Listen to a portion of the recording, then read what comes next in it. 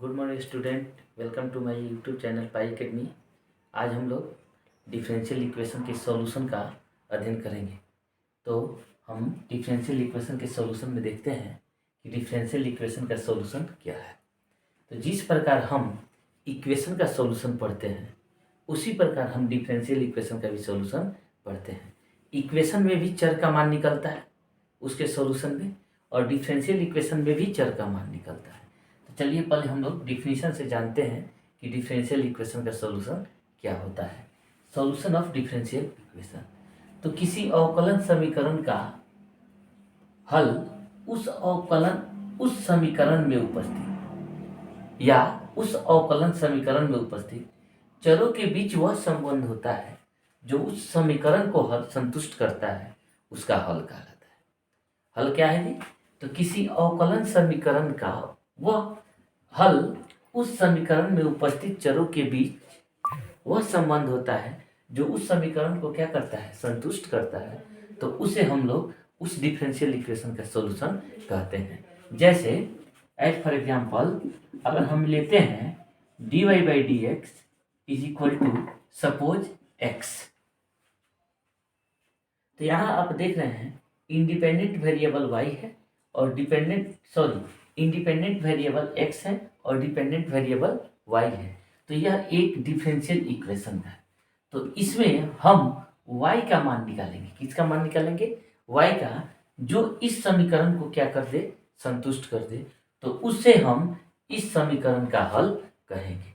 जैसे अगर मान लीजिए हम लेते हैं dy बाई डी एक्स बराबर एक्स, तो इसका सॉल्यूशन y का मान क्या हम सेट करें कि उसका डेरिवेटिव निकाले तो x के बराबर हो जाए, उसका डेरिवेटिव x के बराबर हो जाए। तो इसे अगर हम मान लीजिए पुट करें y बराबर x square by two, Y is equal to X square by two, तो हम देखेंगे dy by D X is equal to होगा 1/2 D X square by D X. तो हम लिखेंगे 1/2 इंटू 2x, 2 से 2 कैंसिल होगा, यहाँ x आपका बचेगा, अर्थात dy बाई डी एक्स बराबर क्या हो जाए जी, x हो जाए। तो इस समीकरण को y बराबर एक्स स्क्वायर बाई टू क्या कर रहा है जी, संतुष्ट कर रहा है, क्योंकि इसका डेरिवेटिव x के इक्वल हो जा रहा है। तो यह इसका सॉल्यूशन कहलाएगा।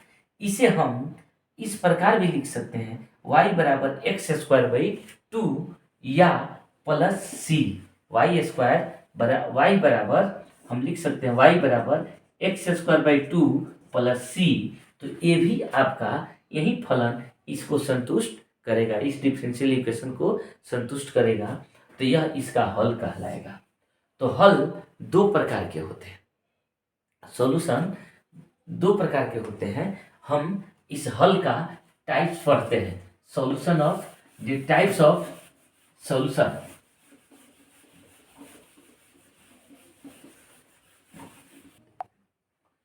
टाइप्स ऑफ सॉल्यूशन, पहला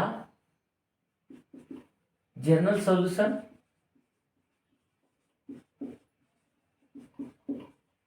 हिंदी होता है व्यापक हल। दूसरा होता है पार्टिकुलर सॉल्यूशन।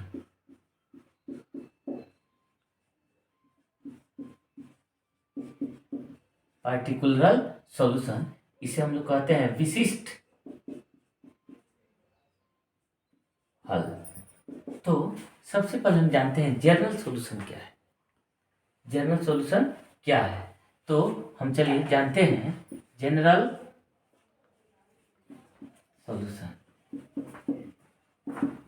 तो किसी अवकलन समीकरण का वह सॉल्यूशन जिसमें आर्बिट्री कांस्टेंट लगे होते हैं उसे हम उस समीकरण का जनरल सॉल्यूशन कहते हैं। अर्थात किसी अवकलन समीकरण का वह हल जिसमें आर्बिट्री कांस्टेंट लगे होते हैं या जुटे होते हैं, उस समीकरण को हम लोग, उस हल को हम लोग जनरल सॉल्यूशन कहते हैं। तो किसी अवकलन समीकरण का, किसी अवकलन समीकरण का वह हल जिसमें स्वच्छ अचर लगे होते हैं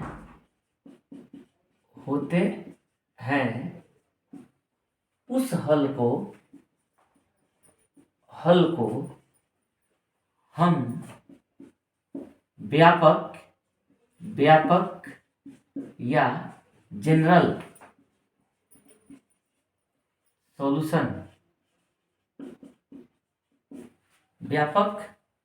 सॉल्यूशन हल कहा जाता है, उसे व्यापक हल कहा जाता है।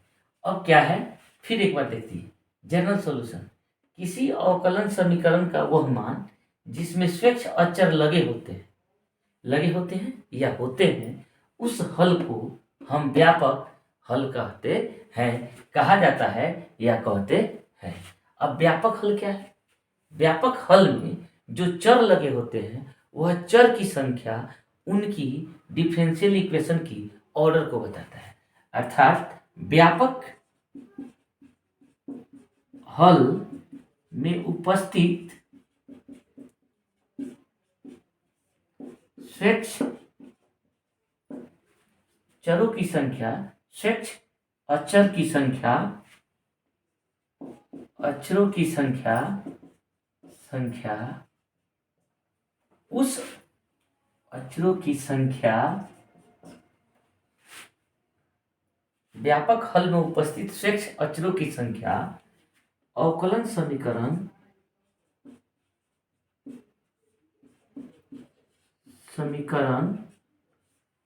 समीकरण की कोटि की संख्या या कोटि को बताता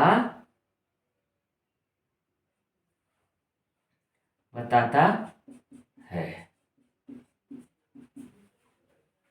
संख्या या कोटि की संख्या या कोटि को बताता है। तो हम देखते हैं अवकलन समीकरण के कोटि की संख्या को बताता है। एग्जाम्पल के तौर पर अगर कोई पूछे कि y बराबर mx, यह एक हल है, mx प्लस c एक हल है, y बराबर mx प्लस c अगर हल है तो इससे कितने ऑर्डर का डिफरेंशियल इक्वेशन होगा? तो y बराबर mx प्लस c है, या पहले हम छोटा सा लेकर चलते हैं। y बराबर x प्लस c सॉल्यूशन है अगर किसी समीकरण का, तो इससे बने अवकलन समीकरण का कोटि क्या होगा? तो y बराबर x प्लस सी, इसमें देखते हैं स्वच्छ अचर की संख्या 1 है, तो इससे बने डिफरेंशियल इक्वेशन की कोटि 1 होगी। तो यह जनरल सॉल्यूशन है। यह क्या है जी? यह जनरल सॉल्यूशन है। तो जनरल सॉल्यूशन क्या है? तो किसी अवकलन समीकरण में, या जनरल सॉल्यूशन को हम इस प्रकार भी कह सकते हैं, किसी अवकलन समीकरण का वह हल जिसमें आर्बिट्री कांस्टेंट या स्वच्छ अचर लगे होते हैं, उस हल को हम लोग जनरल सॉल्यूशन कहते हैं। तो चलिए अब हम लोग दूसरा सॉल्यूशन, पार्टिकुलर सॉल्यूशन के बारे में जानते हैं। तो देखिए, पार्टिकुलर सॉल्यूशन विशिष्ट हल या विशेष हल, यहाँ विशेष हल भी लिख सकते हैं, विशिष्ट हल या विशेष हल। तो विशिष्ट हल नाम से ही स्पष्ट हो जा रहा है, हिंदी शब्द से ही स्पष्ट हो जा रहा है। विशेष हल यह एक प्रकार का विशेष हल होता है। तो विशेष हल क्या है? तो किसी अवकलन समीकरण का वह हल जिसमें स्वच्छ अचर नहीं होते, अर्थात ये भी कहा जा सकता है किसी अवकलन समीकरण का वह हल जिसमें स्वच्छ अचरों की संख्या शून्य होती है, नहीं होती है, उस हल को हम विशिष्ट या विशेष हल कहते हैं। विशिष्ट या विशेष हल कहा जाता है। तो विशेष हल में आर्बिट्री कांस्टेंट की संख्या क्या होगी जी? शून्य होगी। लेकिन जनरल सॉल्यूशन में आर्बिट्री कांस्टेंट की संख्या होगी, और वह आर्बिट्री कांस्टेंट की संख्या उस डिफरेंशियल इक्वेशन की कोटि को बताएगी।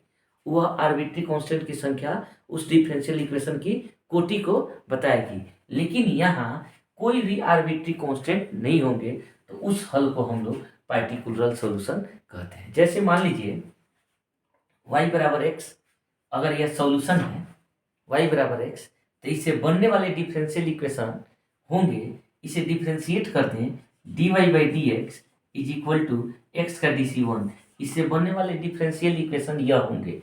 फिर अगर हम इसे बनाएं, इसे एक बार और डिफ्रेंशिएट करें तो d2y by D X two is equal to 0, ये भी डिफरेंशियल इक्वेशन होंगे। तो यहाँ का डिफरेंशियल इक्वेशन का ऑर्डर 1 होगा, यहाँ का डिफरेंशियल इक्वेशन का ऑर्डर 2 होगा।